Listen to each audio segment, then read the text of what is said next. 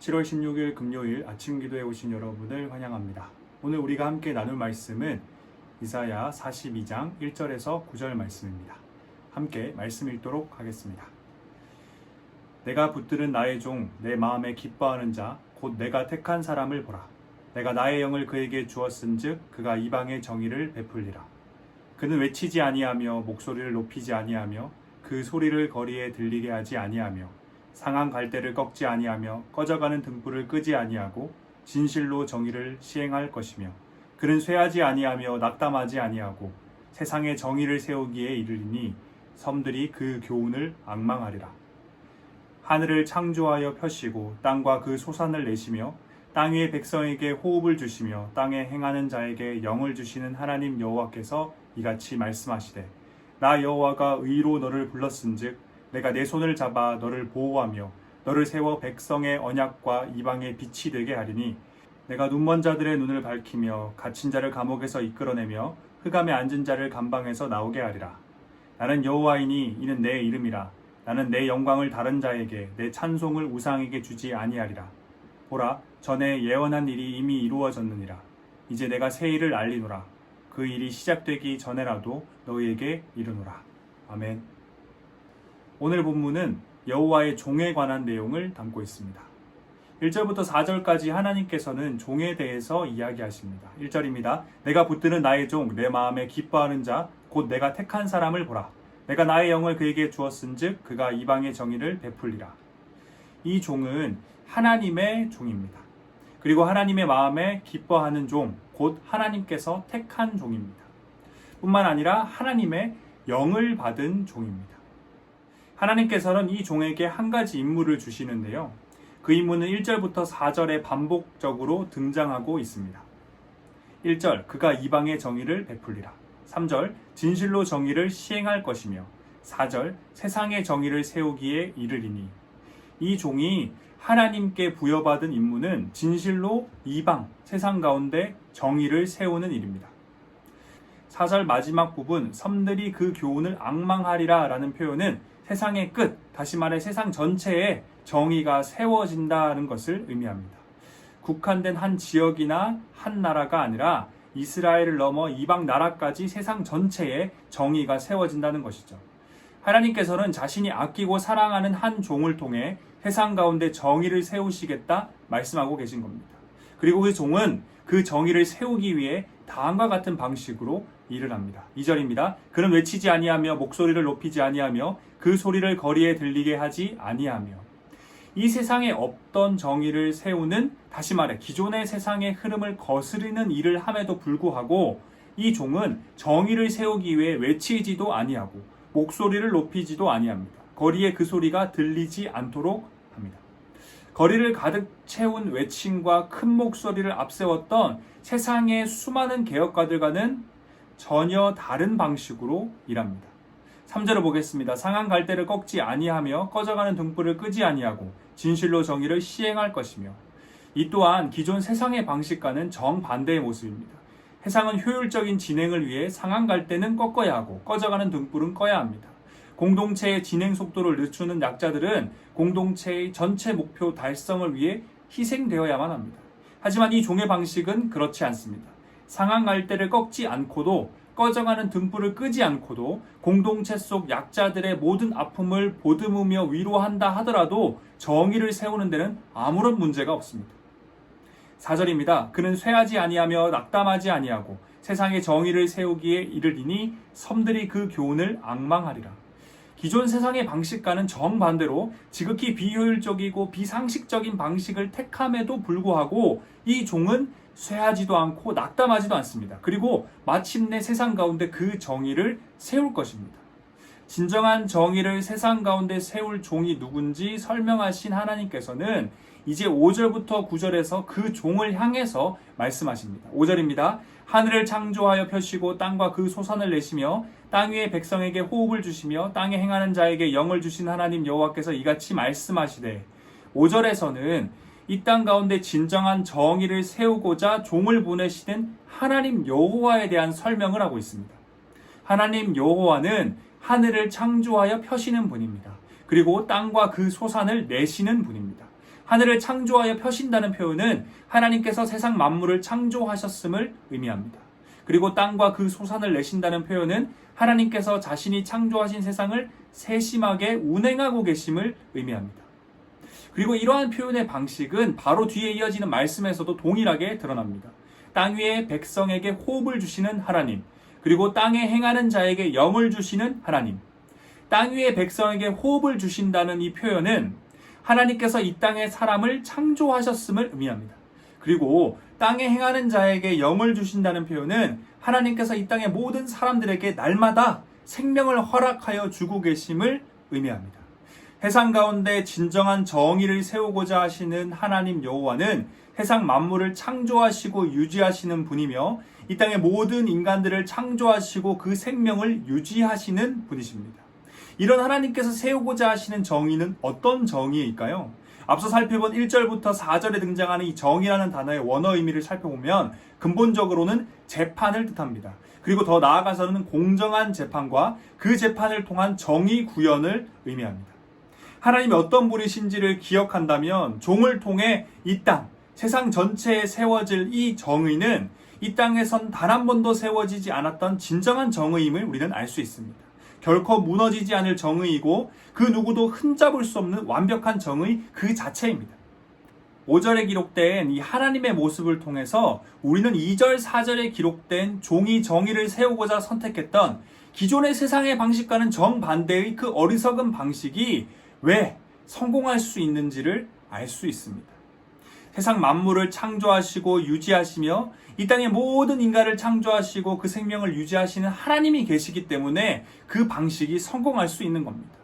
그리고 그 하나님께서 이제는 말씀하시기 시작합니다. 6절입니다. 나 여호와가 의로 너를 불렀은즉 내가 내 손을 잡아 너를 보호하며 너를 세워 백성의 언약과 이방의 빛이 되게 하리니. 하나님께서는 자신의 종의 손을 잡아 그를 보호하실 것입니다. 그리고 그 종을 백성의 언약으로 이방의 빛으로 삼으신다 말씀하십니다. 종을 백성의 언약으로 삼는다는 것은 여호와의 종이 언약의 실체가 된다는 것을 의미합니다. 정리해본다면 여호와의 종을 통해 세상 가운데 정의를 세우는 것은 하나님과 그의 백성 사이의 언약의 성취요, 나아가 어둠 가운데 있던 이방 나라의 빛을 비추는 것과 같습니다. 이어지는 7절입니다. 내가 눈먼 자들의 눈을 밝히며 갇힌 자를 감옥에서 이끌어내며 흑암에 앉은 자를 감방에서 나오게 하리니. 여호와의 종은 눈먼 자들의 눈을 밝힐 것이고 갇힌 자를 감옥에서 이끌어내고 흑암에 앉은 자를 감옥에서 나오게 할 것입니다. 이 모든 것이 여호와의 종에게 맡겨진 임무, 곧 세상 가운데 정의를 세우는 것입니다. 계속해서 8절입니다. 나는 여호와이니 이는 내 이름이라. 나는 내 영광을 다른 자에게 내 찬송을 우상에게 주지 아니하리라. 하나님께서는 자신의 이름이 여호와임을 밝히십니다. 여호와는 스스로 있는 자를 의미합니다. 8절에 이어지는 말씀에 드러나 있는 것과 같이 스스로 있는 자를 의미하는 이 여호와는 하나님의 절대적인 유일성을 의미합니다. 그렇게 하나님께서는 자신의 이름을 여호와로 소개하시며 이 세상 만물과 이 땅의 모든 인간들을 창조하시고 유지하고 있는 자신이 받아 마땅할 그 영광과 찬송을 자신이 아닌 우상에게 허락하지 않겠다라고 지금 이야기하고 계십니다. 9절입니다. 보라, 전에 예언한 일이 이미 이루어졌느니라. 이제 내가 새 일을 알리노라. 그 일이 시작되기 전에라도 너희에게 이르노라. 여기서 전에 예언한 일이 이미 이루어졌다는 표현은 일찍이 하나님께서 유대인들에게 예언하셨던 것들을 의미하며 그 모든 예언이 이미 이루어졌다는 것을 의미합니다. 이어서 하나님께서는 이제 내가 새 일을 알린다 라고 하시며 새로운 예언을 말씀하십니다. 여기서 새 일은 우리가 지금까지 살펴봤던 이스라엘 백성에게는 언약의 성취, 이방 나라에게는 빛이 비춰진과 같은 하나님께서 아끼시는 그 종을 통해 이루어질 세상 가운데 정의를 세우는 그 일을 의미합니다. 그리고 이전에 완벽하게 성취되었던 예언과 같이 이 정의를 세우는 일 또한 완벽하게 성취될 것이며 하나님 여호와께서는 이 정의를 세우는 일을 통해 영광과 찬송을 받고자 하십니다. 오늘 본문은 창조자 하나님 여호와의 뜻이 그분의 아끼시는 종을 통해 이루어질 것을 예언하고 있습니다. 그리고 하나님 여호와의 뜻, 이 땅에 진정한 정의를 세우는 그 일이 세상 가운데 어떻게 이루어질 것이고 마침내 완성될 것에 대한 구체적인 예언을 담고 있습니다. 우리는 1절부터 마지막 9절까지의 본문을 살펴보면서 계속해서 등장하고 있는 이 여호와의 종이 다름 아닌 예수 그리스도임을 잘 알고 있습니다. 공강복음에 기록된 예수 그리스도의 사역의 방식은 우리가 2절부터 4절에서 살펴본 기존 세상의 방식과는 전혀 다른 그 방식과 동일합니다. 공강복음에 드러난 예수 그리스도의 그 온유함은 외치지 아니하고 목소리를 높이지 아니하며 소리를 거리에 들리게 하지 않는다는 그 말씀, 상한 갈대를 꺾지 아니하고 꺼져가는 등불을 끄지 않는다는 그 말씀, 그리고 쇠하지 아니하고 낙담하지 아니한다는 말씀과 일맥상통합니다. 뿐만 아니라 실제 예수 그리스도의 사역의 모습은 6절부터 7절에 기록된 내용과도 같습니다. 오늘 본문의 여호와의 종이 예수 그리스도라는 것을 나타내는 또 다른 말씀은 마태복음 3장 13절에서 17절입니다. 이때 예수께서 갈릴리로부터 요단강에 이르러 요한에게 세례를 받으려 하시니 요한이 말려 이르되 내가 당신에게서 세례를 받아야 할 터인데 당신이 내게로 오시나이까. 예수께서 대답하여 이르시되 이제 허락하라.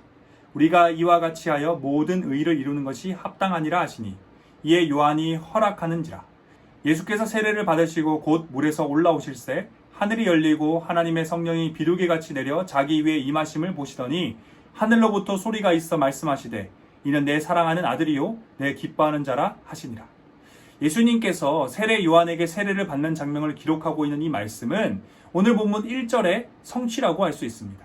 예수님께서 세례 요한에게 세례를 받으시고 물에서 올라오시자 하늘이 열리고 하나님의 성령이 비둘기같이 내려 예수님 위에 임하십니다. 그리고 하늘로부터 이는 내 사랑하는 아들이요 내 기뻐하는 자라는 말씀이 들려옵니다. 1절을 한번 보겠습니다. 내가 붙드는 나의 종 내 마음에 기뻐하는 자 곧 내가 택한 사람을 보라. 내가 나의 영을 그에게 주었은즉 그가 이방의 정의를 베풀리라. 하나님의 마음에 기뻐하는 자, 택한 사람, 나의 영 성령을 주었다. 성육신 하셔서 이 땅에 오신 예수님께 임하신 성령 하나님과 그분을 향한 성부 하나님의 이 목소리는 하나님께서 이사야 42장 1절의 말씀을 성취하고자 하셨던 것임을 알 수 있습니다. 오늘 본문의 핵심 주제라고 할 수 있는 이 땅 가운데 진정한 정의를 세우는 것은 하나님만이 하실 수 있고 하나님만이 하셔야 하는 것입니다. 세상이 아무리 정의를 흉내내려 하더라도 진정한 정의는 이 땅에 세워질 수 없습니다.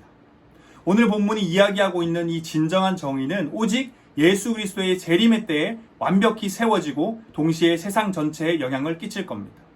사랑하는 대학교의 성도 여러분, 재림 때의 진정한 정의가 이 땅 가운데 세워진다는 것은 우리가 정의롭지 못한 세상 가운데 살아가야만 한다는 것을 의미합니다. 물론 이 세상을 살아가며 하나님의 뜻을 쫓아 정의로운 세상을 만들기 위해 몸부림쳐야 하지만 우리가 세우고자 하는 그 진정한 정의가 완벽하게 온 세상 가운데 세워지는 것은 예수 그리스도가 다시 오시는 그날입니다. 그날이 오기 전까지 우리의 삶은 정의로움과는 동떨어진 인생이 될 수밖에 없습니다. 그런 점에서 오늘 본문은 우리로 하여금 예수 그리스도의 재림의 때를 사모하게 만듭니다. 분주한 일상을 살다 보면 매일같이 밀려든 업무와 과제, 집안일과 육아, 이외의 수많은 일들을 해치우며 전쟁과도 같은 하루하루를 정신없이 살다 보면 우리는 하나님의 나라의 백성임에도 불구하고 우리가 속한 그 나라에 대한 소망을 잃어버리곤 합니다. 하나님께서 정하신 그 마지막 날이 하루하루 다가오고 있음에도 불구하고 우리는 이 땅의 삶이 영원할 것처럼 진짜 영원한 나라의 삶은 잊은 채 살아갑니다. 하나님께서 정하신 그때가 되면 이 땅에선 단 한 부분도 세워지지 않았던 진정한 정의가 세워질 것입니다. 그리고 그 정의 위에 우리가 영원히 살아갈 하나님의 나라가 세워질 것입니다. 성도 여러분, 언젠간 반드시 사라져버릴 세상의 것을 사모하지 말고 영원의 시작이 될 그 마지막 때를 사모하며 살길 원합니다. 정의롭지 못한 세상 가운데 힘겨운 인생을 살고 있지만 진정한 정의가 가득한 나라에서 영원토록 살아갈 그날을 사모하며 살길 원합니다. 마지막 그때 자신의 뜻을 따라 자신의 종을 통해 온 세상 가운데 진정한 정의를 세우신 하나님께 모든 영광과 찬송을 올려드릴 우리의 모습을 사모하며 살길 원합니다. 천지가 없어지기 전에는 율법의 1.1획도 결코 없어지지 아니하고 다 이루리라 하시며 지금까지 자신의 모든 말씀을 이루신 하나님께서 오늘 본문을 통해 우리에게 새 일을 말씀하고 계십니다. 온 세상에 진정한 정의가 세워지는 그날이 반드시 찾아올 것입니다. 하나님께서 우리에게 그날을 사모하며 기다릴 것을 요청하고 계십니다. 마지막 때를 사모하며 살아가는 우리 모두가 됩시다.